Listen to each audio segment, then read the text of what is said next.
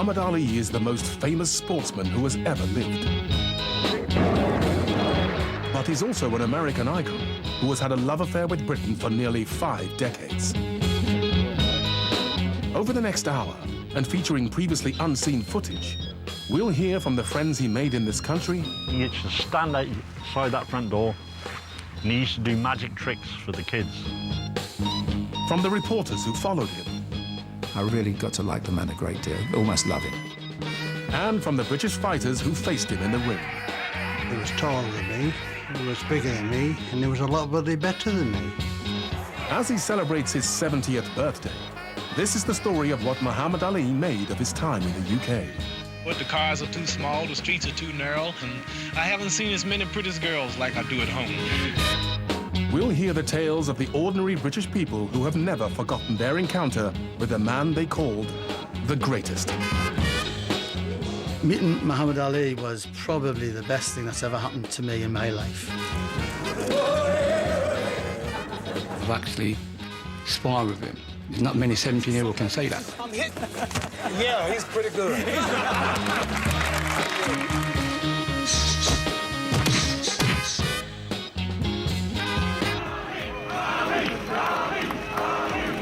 Muhammad Ali made his last trip to Britain in 2009 to meet the many friends he had made in this country over the years, including his old foe, Henry Cooper. This is likely to be the final visit by the former heavyweight champion, who is now suffering from severe Parkinson's disease.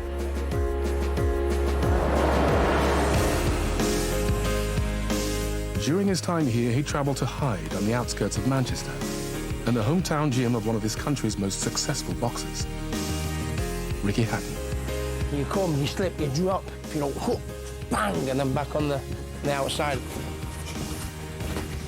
We tried to keep it pretty hush-hush because we knew how poorly he is now. There were a few little whispers must have got out because they absolutely cornered the streets off. We were climbing up the lamppost just to get a glimpse of him.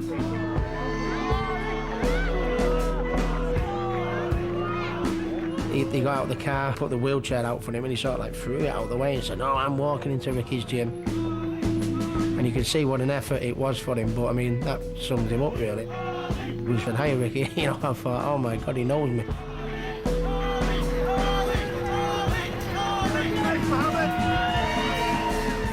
I think whether it be the people in Britain, the people in the United States, or the people all over the world, I think everybody loves Muhammad Ali because he made boxing what it is today.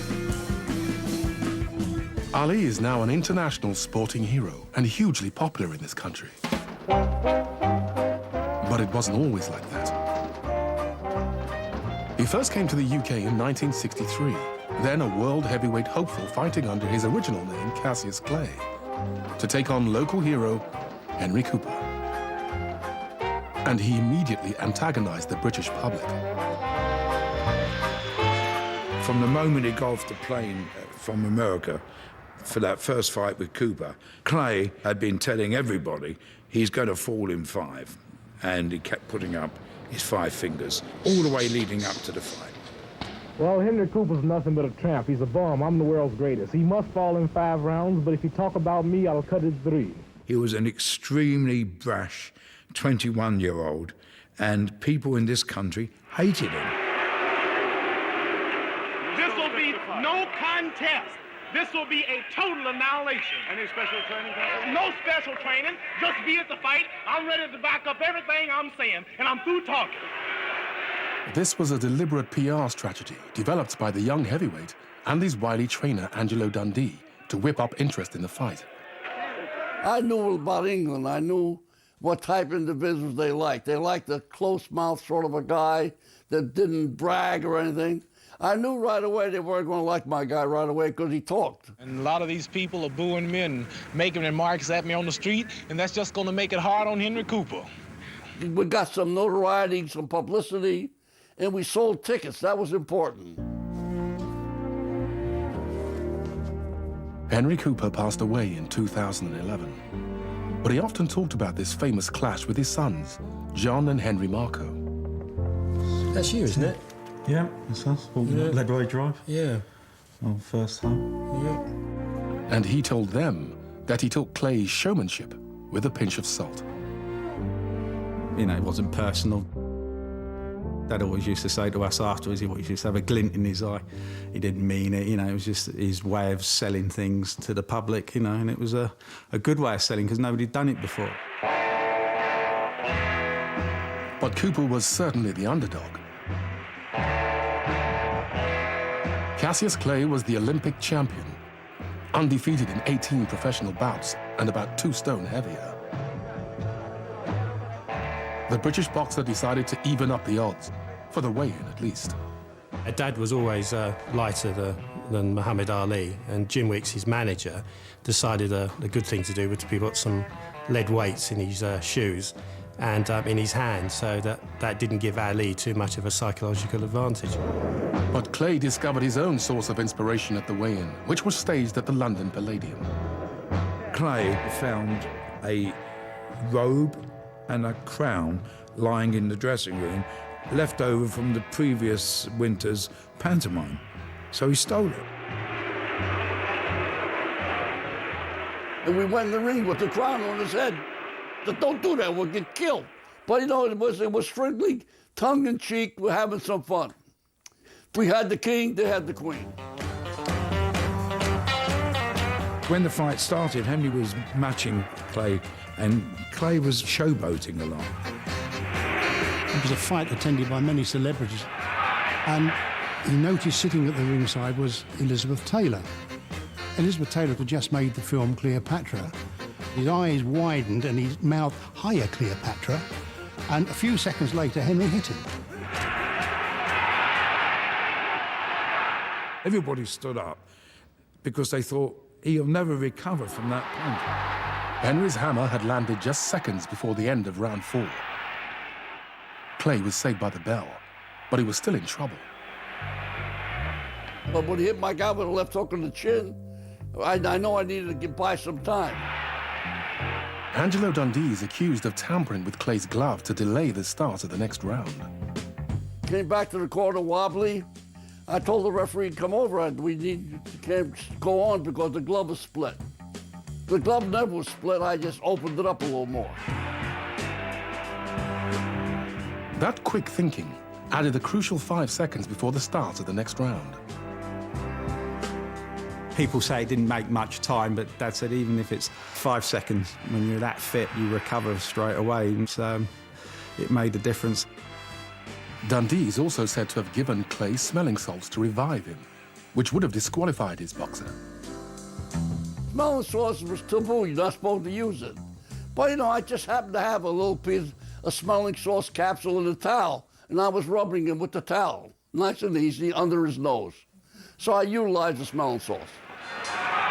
A revived Clay emerged for the 5th round, the round in which he had predicted he would finish off Cooper. He just caught Dad with a nice punch on his eye, and it just opened his cut up, and that was the end. As Dad said, that was a part of the sport in them days, you know. And you try and gain your man a little bit extra time.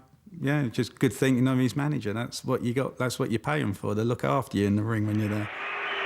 Cassius Clay had won his first fight in Britain, but he certainly hadn't won many fans here. And it seemed the feeling was mutual. And what are your impressions of this little country of ours?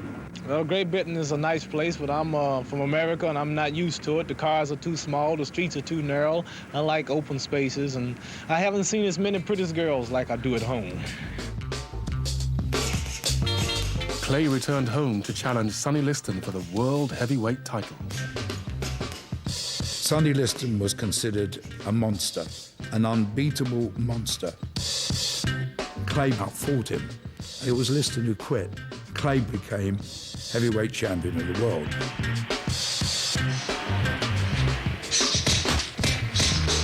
Coming up, turning on the charm for Britain's top chat show. You haven't got a mark on you. Hit and run away and live to fight another day.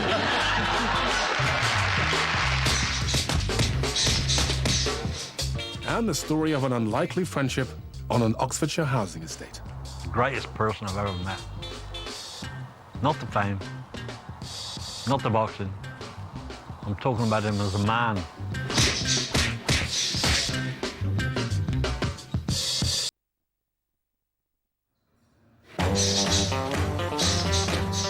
1964, Cassius Clay defeated Sonny Liston to become the heavyweight champion of the world. Immediately after the fight, he announced that he had changed his name to Muhammad Ali and joined the Nation of Islam, a radical Muslim group associated with outspoken black nationalist leader Malcolm X. 2 years later, Ali headed back to Britain for a title defense against Henry Cooper. Cooper had knocked down Ali in 1963.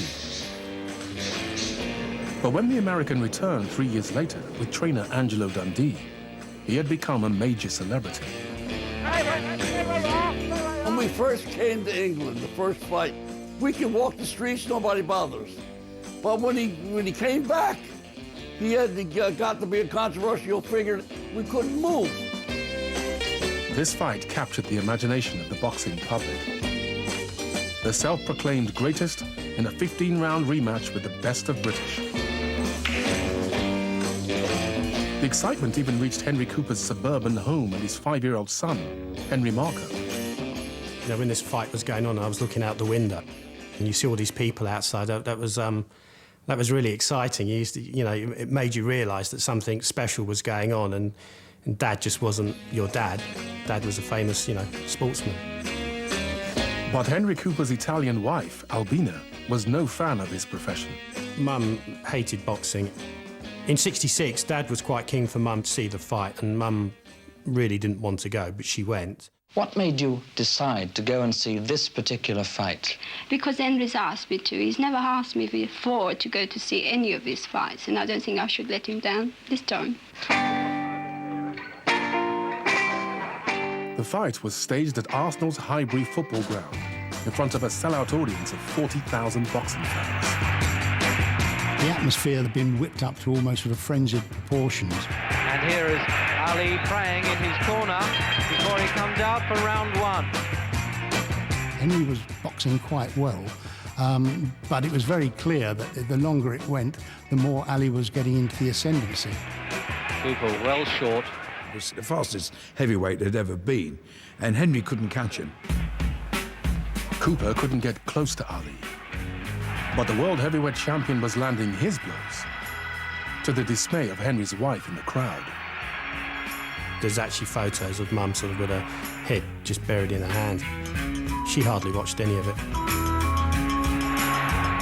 In round 6, Ali finally inflicted the same damage on Cooper's face that had ended the fight 3 years earlier.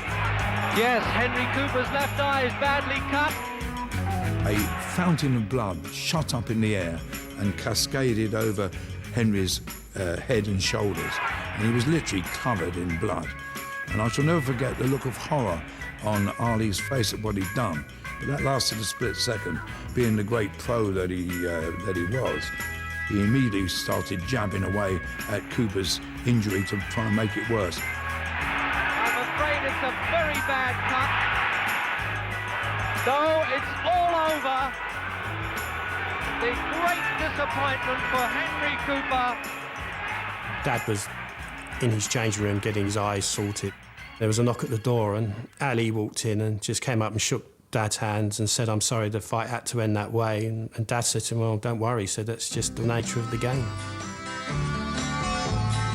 The following day, Ali headed down to a London television studio to launch a new charm offensive. The British love affair with Ali began in 1966, after the second Cooper fight. Ali appeared as a guest on the Eamon Andrews Show, alongside Noel Coward, Dudley Moore, and Lucille Ball. That was the first time the British public realised he wasn't a boastful, ugly American. I hate the sight of blood. It's not my nature to just hurt a man once I see blood gushing from his head like that. So and it certainly was gushing, wasn't yeah, it? Did you ask the referee to stop it? I mentioned it, yes, but he paid no attention. He was a very pretty American with an immense amount of charisma. Muhammad, you haven't got a mark on you. Hit and run away and live to fight another day. In this country, we got to love him quickly, and we kind of saw the irony in him, and all became huge fans of his. In America, of course, people still used to refer to him as Clay, which, of course, he didn't like. I think the British press were the first to recognise his change of name and officially call him Ali. Does it annoy you when people forget and call you Cassius? In the States and many places, they seem to be looking for trouble. You know, how you doing, Cassius, old boy? How you feeling? You know my name, fella.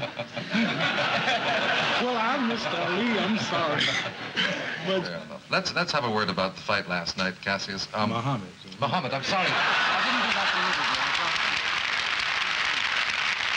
Absolutely mesmerised by him. The only autograph I've ever asked for and got was his, and I've got it in a frame at home, and it's, I'm very proud of it. And I really got to like the man a great deal, almost love him. I mean, he's a fantastic guy.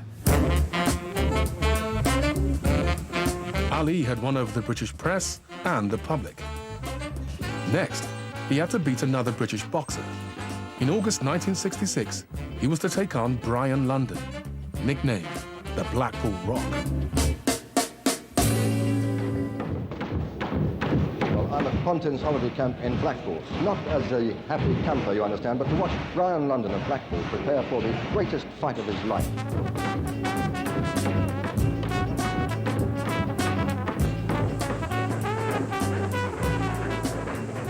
No, it was a big build-up. I thought I had a chance, but I made a mistake, didn't I?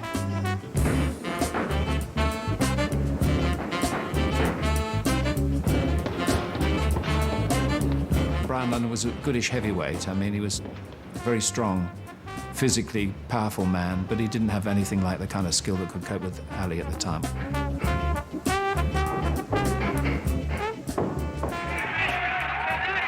He was big, he was fast, and he could punch. And I was smaller, fatter, and couldn't punch.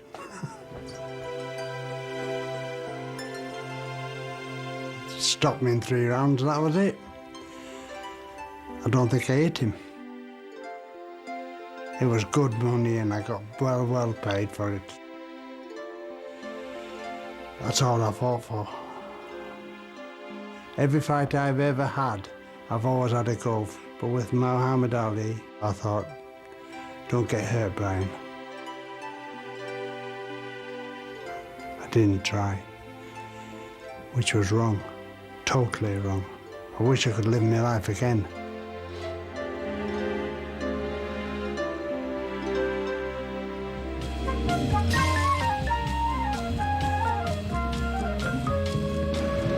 After retaining his title against Brian London, Ali returned to America, where his Islamic faith triggered a major political storm. He defied the American government by refusing the draft. He refused to go into the US military because he was against the Vietnam War. And of course, he was hated in the United States. Ali was convicted of draft evasion and faced 5 years in prison. The New York State Athletic Commission suspended his boxing license and stripped him of the title on the day of his arrest. Most countries of the world recognised that the title was vacant except one, and that was Britain. The British Boxing Board of Control regarded him as still the heavyweight champion of the world until he was beaten in the ring. And Ali never forgot that. That's why he had such an affinity with the British people and with this country. Ali was banned from overseas travel while he appealed against his conviction. So British journalists flew out to the States to speak to him. I was reading a piece in England just before I came over which described you as the former heavyweight champion of the world. But is that a description you'd accept? I beat the best that England had to offer, Germany, Canada, and America. Undefeated in all of my professional fights, unscratched and unmarked by human. So I pay no attention to a few cigar-smoking, dried up people, you know. My title was taken because of my religion.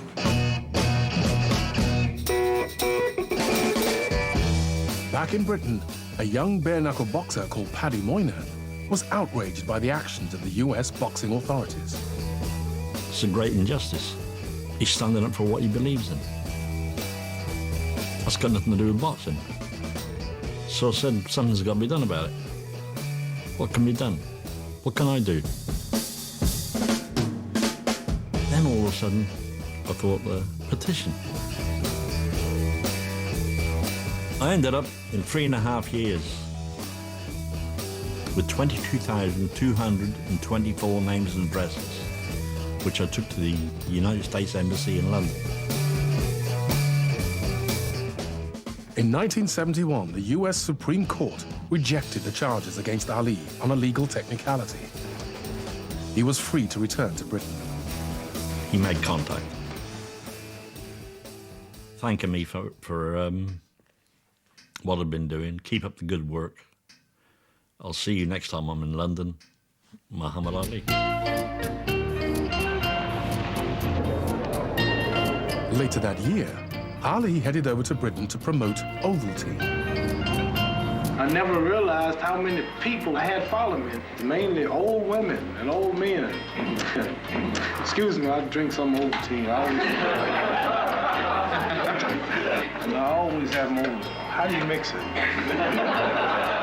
While he was in the country, he got together with Paddy Moynihan. We met up in the hotel. We were laughing and joking together, got on well together. We gelled. We liked each other. In the end, he turned around, he says to me, he says, Paddy, what is Ovaltine? This was the beginning of a long friendship. Over the years that followed, Ali regularly visited Paddy's home in Abingdon in Oxfordshire. Here, family home movie footage captured the times the most famous man in the world called in on this otherwise ordinary estate. He's been down this street so many times, I've lost count. And he used to stand outside that front door, and he used to do magic tricks for the kids. And then we'd go inside, and we'd have our own personal private visits.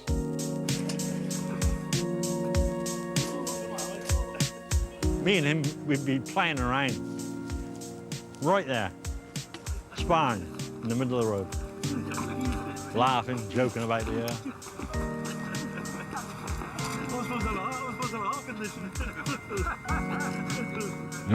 Memories I'll always treasure.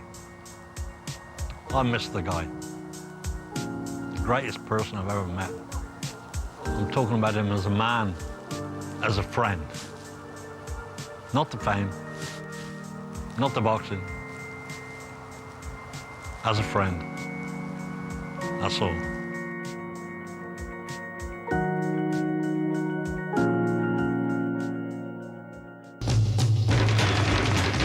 Coming up, Yorkshire's finest winds up the world champ. Every don't go to where itself, Ray. I'm sat here with the greatest fighter in the world, and he's getting upset, and I'm not. And Ali springs into action at a Tyneside boys' club. He shook my hand and he knew he was in for it. And he backed off. That's what I like about that.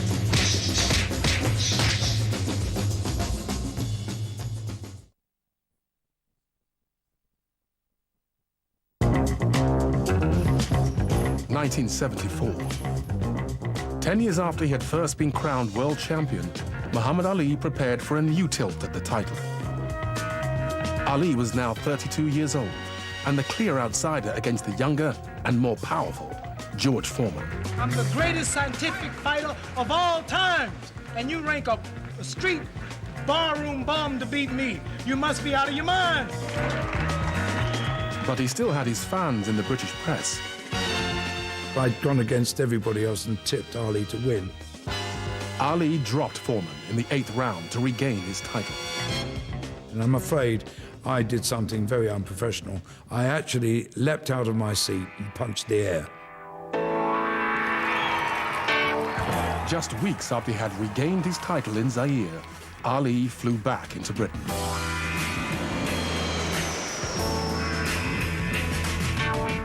After a decade of regular visits to the UK, the heavyweight champion was now a major superstar in this country. and had been booked in for his own prime-time TV show with host Dickie Davis. I was informed that we were going to do a program with him. Well, I was so thrilled and nervous whether I'd be good enough to do it, really. Ladies and gentlemen, may I introduce the heavyweight champion of the world, indeed of planet Earth, Muhammad Ali.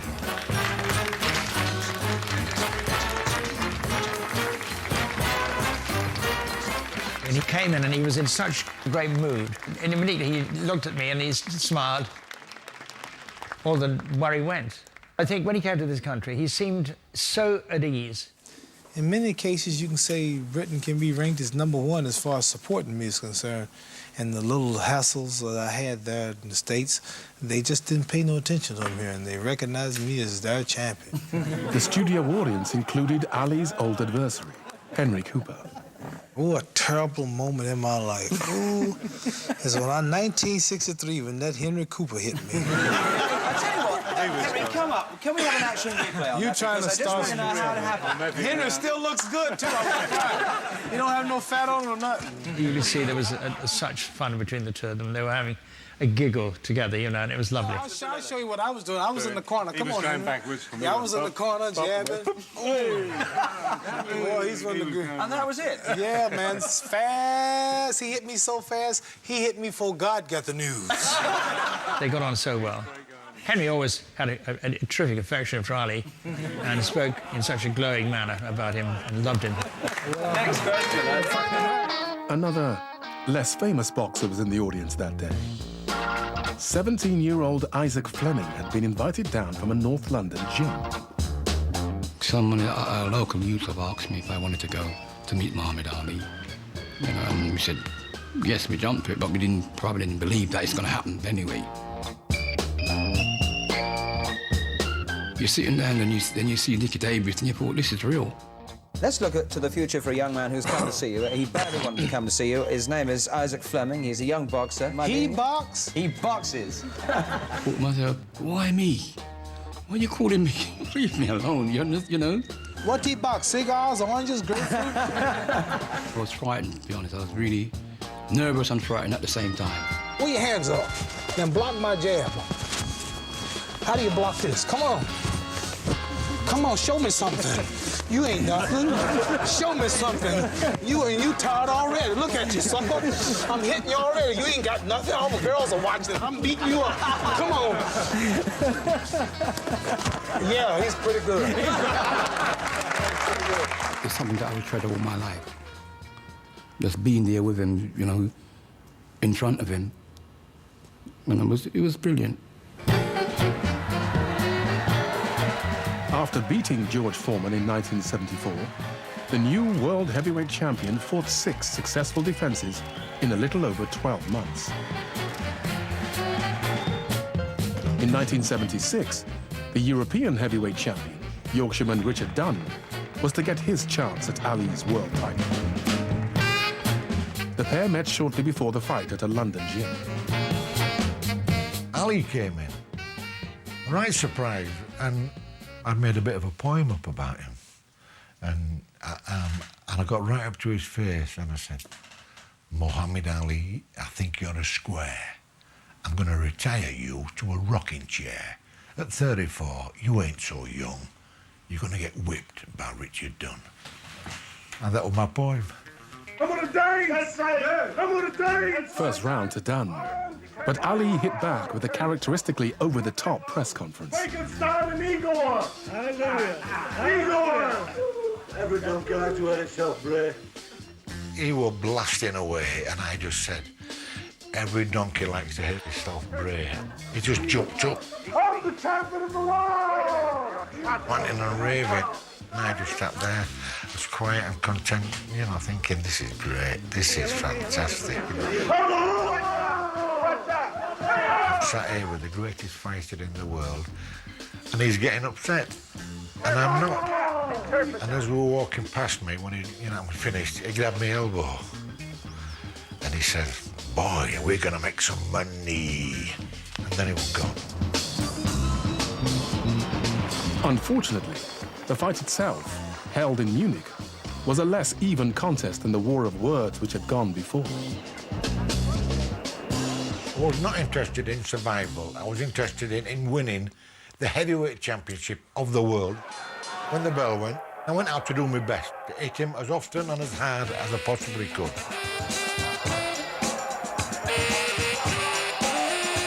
Like it just got harder and faster. Instead of hitting me twice, it hit me 3 times or 4 times. I remember Richard Dunn was a big, tough guy. And you're dealing with strength. So you don't fight strength with strength, you fight it with agility.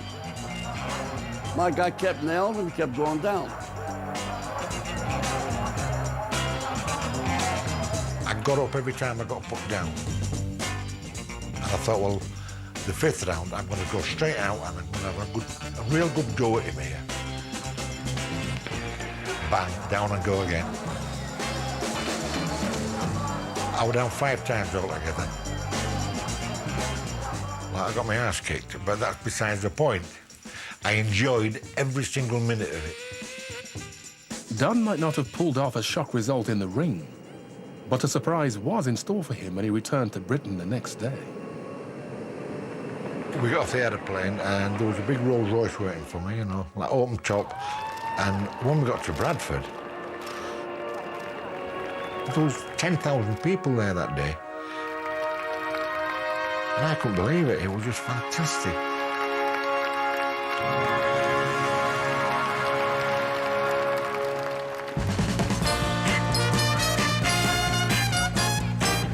The following year, Ali flew into the northeast of England to a rapturous reception.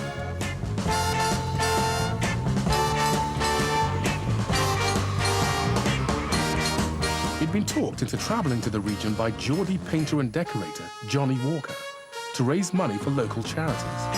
There were some people who thought you weren't going to come. Were there any reason for any doubts in Newcastle? Well, we always surprise people like that. They just can't believe that a common, everyday man like Johnny Walker can bring the world's greatest fighter to Newcastle. Ali visited a number of Tyneside institutions, including Granger Park Boys Club, the oldest boxing gym in this part of the world. Norman Close joined the club as a promising welterweight in 1951. And by 1977, when Ali visited the area, he had been appointed head coach. I was so happy, you know, the world heavyweight champion, you know, come to Granger Park. Norman introduced Ali to the Granger Park boxers, including his nephew, 19-year-old Leslie Close. Thought, right, somewhere along the line, I've got to make a name for myself. As he shook my hand, that's when I went for it. He shook my hand and he knew he was in for it.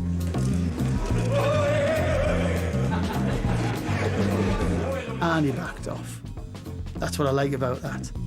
I says, hey, Leslie, I says, he's champion of the world. I says, behave yourself. And even when he was moving down the line a bit further, he was still giving me the eye. He has me thinking, right, he's coming back at us. And Uncle Norm's arms round him. Come on now, Ollie, we've got to meet all the other boxers. And you're not quite in Molez's league yet. OK, lads. Get to your places. Seconds off the ring. Come on now. First two on the ring. Ali stayed on at the club for a series of exhibition bouts organised by Norman. He was on the end of the ring there, just watching, and he was giving it all, as though he was dodging every floor, doing it himself. He was getting revved up to actually be there. I want the box. I want the box. Leslie helped Ali into the ring. Ali says, will you put the gloves on with one of the boys? He says, yeah. He says, I want someone with a bit of fire in his body. Where's Les? Les Close. Got Les in the ring, and of course, got him gloved up. And in this corner, the world heavyweight champion, Muhammad Ali. The challenger from Granger Park, Les Close. And I don't know if you've ever seen the speed of his fists. I mean, the way he whizzes them around and then boom, out it comes. It's just unreal. All of a sudden, I've got one of these journalists on the ringside saying, calm down, you young hoodlum. He's fighting next week. I'm thinking, no way. I'm 5'6". He could have put us to bed any time he wanted to. Shortly before the visit to the Northeast, Ali had married for the third time and arranged to bless the wedding at a mosque in South Shields. 19-year-old Mohammed Hussein was asked by his father to keep an eye on who was allowed into the mosque. The scene was just heads, people's heads. Thousands and thousands of people all wanted to get inside the mosque, which I would only say can hold about 200 people. This is where his car came down. It turned, parked, just there. It just looked great, just white suit, gold pendant, you know. Looked like something off Shaft or something, you know. It was, you know, great, you know.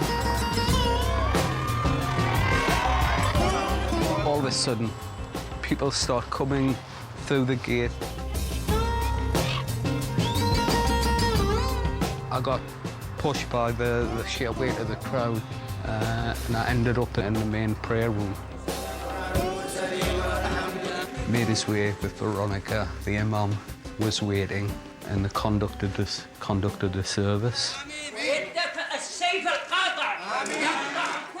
Well, it wasn't a wedding as such. It was a blessing of the marriage. He chose to do it in our mosque, and you know, we felt really good about it.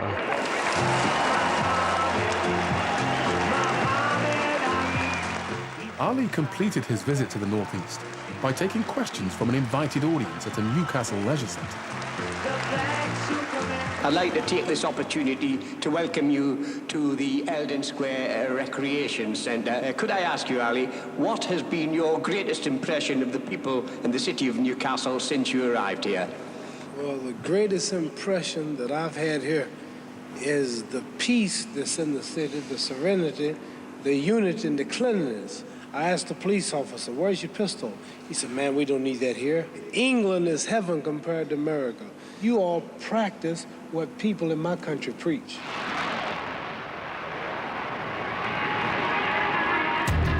Coming up, Ali's health is called into question on British television.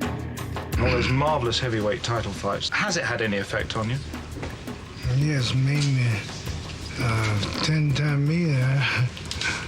The world's most recognized man. And one final emotional meeting between the champ and a British sporting hero. Yeah, it was quite poignant to see them both together, both suffering in their own ways, but very happy to see each other.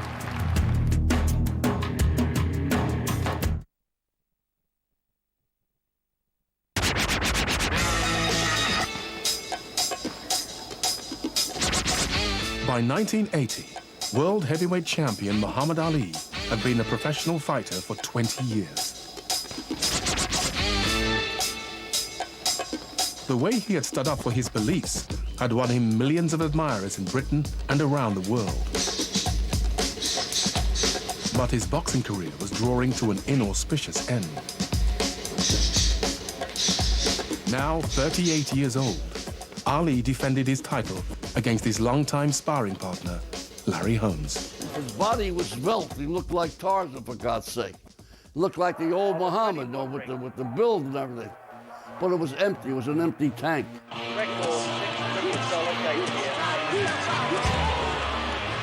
I was sitting at the ringside, and I just see what was happening to Ali. He was disintegrating before our eyes. This is a sad Ali, surely. He can't fight back. And I have to say, that was the only time at any sporting event I've ever shed a tear. Come on, Ali. Either throw a punch or go down, or you really can't linger like this. And he went back to his corner at the end of the 10th round, and Angelo Dundee, his trainer, said, "Look, I'm going to stop the fight." Dundee has had the compassion to say that's it. He's the chief second, and he's right. I think, had Dundee not acted like that, Ali might well have lost his life that night. And that is a sad and sorry end for Muhammad Ali. Broke my heart, but it had to be. I didn't want to get injured. So, you know, you do the best you can with what you got. Ali retired from boxing shortly after the Holmes fight, with a record of 56 wins in 61 bouts. In 1983, the former heavyweight champion returned to Britain. He visited Birmingham for the naming ceremony of the newly opened Muhammad Ali Centre in Handsworth. I'm a real freedom fighter. I am the greatest. Wasn't just because I'm boasting. I'm trying to say we are the greatest. But there were growing concerns about Ali's medical condition. He was asked about the rumors on a local news program.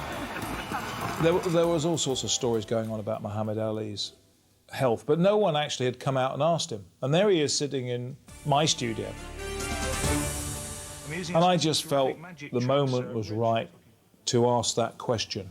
Mohammed, unfortunately, a lot of people over here are sort of worrying about your health because there have been consistent stories in this country in the newspapers over the last few weeks that you are not well. I heard I got brain damage. That's right. I heard I'm drugged and on narcotics. It's terrible. How do I know? Are these stories about your health true, as far as you're concerned? What about my health? Well, the business about whether it's had any effect on you, all these punches that you've had to take over the years.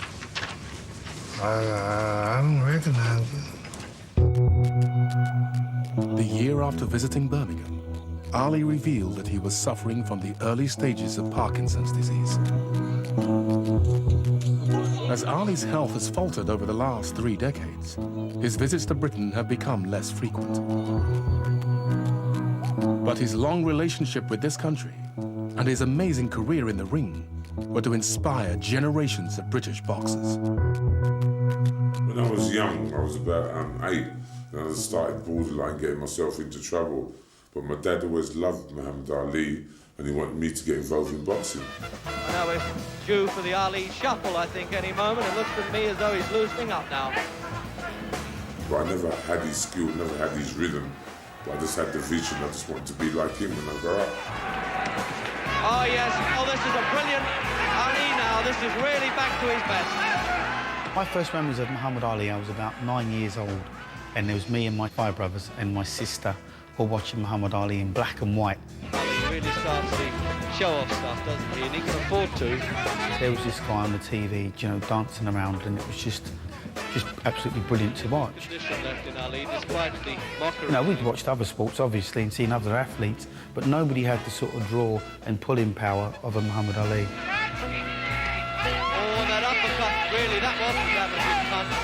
It was an inspiration when you saw the videos of him and on all the great fights, you know, and what he did for boxing. And repeated left hands there without reply. People that didn't know boxing knew Muhammad Ali. He is still the heavyweight champion of the world. Ali received the ultimate accolade from the British public in 1999, when he was voted Sports Personality of the Century, receiving more votes than all the other contenders put together. Thank the British people for giving us such a great welcome. Thank all concerned for the award. I had a good time boxing. I enjoyed it, and I may come back. Muhammad Ali made his last visit to Britain in 2009. One of the people he was determined to meet was a man he encountered many times during his 5-decade relationship with this country, Henry Cooper. I asked Dad if he would go and meet with Ali and was really excited about meeting him again because he hadn't seen him for a long time and he'd heard he was quite poorly. Dad made quite a bit of a fuss of him, and there's a picture of them driving around and Dad's holding his hand up so he could sort of wave to the crowd. He said to me when we were coming back in the car, he said to think what a supreme athlete he was, and to see him in the state that he is now, he found it quite hard. Henry Cooper had health problems of his own and passed away in 2011. Dad had been diagnosed with a heart problem. Yeah, it was quite poignant to see them both together, both suffering in their own ways, but very happy to see each other. Journalist Alan Hubbard had followed Ali in Britain since his first visit almost 50 years ago. 2009, when he came here, I felt his hand on my shoulder, and he looked down and he said, "It ain't the same anymore, is it?" And he's right. He wasn't the same, and boxing wasn't the same, and it never has been. He was the greatest thing since sliced bread. You know, there was no one bigger in sport anywhere in the entire world. He was phenomenal. The greatest fighter ever, in my opinion. History will remember Muhammad Ali as the greatest sporting icon of the 20th century, the greatest. As he celebrates his 70th birthday, Britain can look back at a 50-year connection with Muhammad Ali. It's a strong bond, which has played its own crucial part in the creation of the most famous sportsman the world has ever seen. Don't mean to be boasting, it's just hard. It's just hard to be humble when you're as great as I am.